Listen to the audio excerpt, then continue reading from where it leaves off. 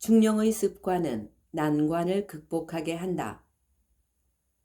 요령이란 수많은 시행착오를 거쳐 만들어지는 것이다. 수천 번의 시도를 통해서 실패를 거듭하다가 어느 한순간 깨닫게 되는 것이 요령이다. 그것은 머릿속에 기억되는 것이 아니다. 몸이 체득하는 것이다. 그러므로 그것은 아무리 세월이 흘러도 잊혀지지 않는다. 어떤 일을 할지라도 요령을 얻지 못한다면 물러서지 말아야 한다. 그것은 하나의 깨달음이기 때문이다. 위대한 예술과 문학, 과학의 전부가 모두 이 요령으로부터 시작하였다. 한 왕에게 총애하는 신하 두 사람이 있었다. 그런데 어느 날 이들이 큰 실수를 저질러 궁지에 몰렸다. 많은 신하들이 그들에게 본보기로 사형에 처하라고 왕에게 간청했다. 왕은 고민에 빠졌다. 그들이 죄를 지은 것은 사실이지만 죽이고 싶지는 않았다. 그만큼 두 신하를 사랑했던 것이다. 하지만 왕인 자신이 법을 어기고 그들을 풀어준다면 나라를 다스리는 기강이 무너질 게 뻔한 일이었다. 한동안 생각에 잠겨있던 왕은 마침내 방법을 찾아내고는 신하들을 설득했다. 그들은 사형을 받아 마땅한 죄인들이요. 하지만 나는 덕으로서 그들에게 한 번의 기회를 주고자 하오. 두 언덕 사이에 팽팽하게 밧줄을 메고 그 위를 걸어 나온다면 죄를 사면해 주고자 하오. 신하들은 왕의 제안에 고개를 끄덕였다.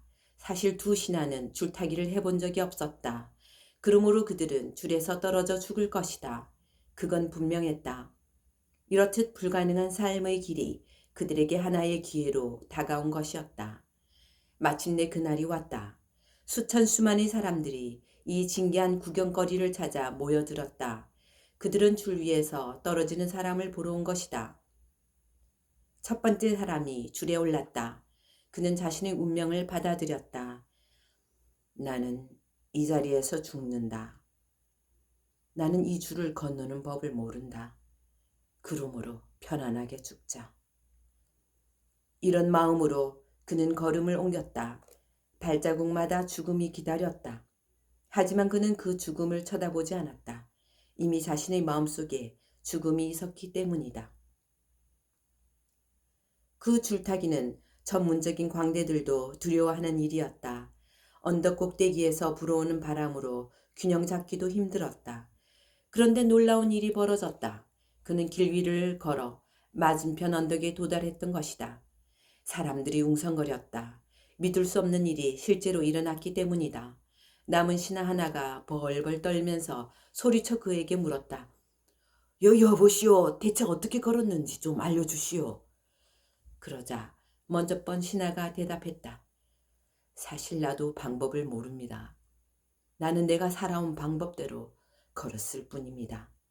줄 위에서 균형을 잡고 어느 한켠으로 기울이지 않고 만일 몸이 어느 한쪽으로 기울어지면 즉시 중심을 옮겨 균형을 취하는 것이지요.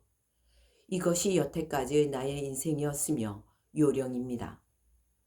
당신도 나와 같은 방식으로 살아왔다면 분명 이 요령을 알고 있을 것입니다. 그러나 두 번째 신하는 줄 위에서 떨어져 죽고 말았다. 왕이 사랑하는 신하들에게 선사한 삶의 기회는 삶의 중심을 잃지 않았던 한 신하에게 생명을 주었다. 그는 살아가는 요령을 알고 있었고 그 요령이란 다름 아닌 중용이었다.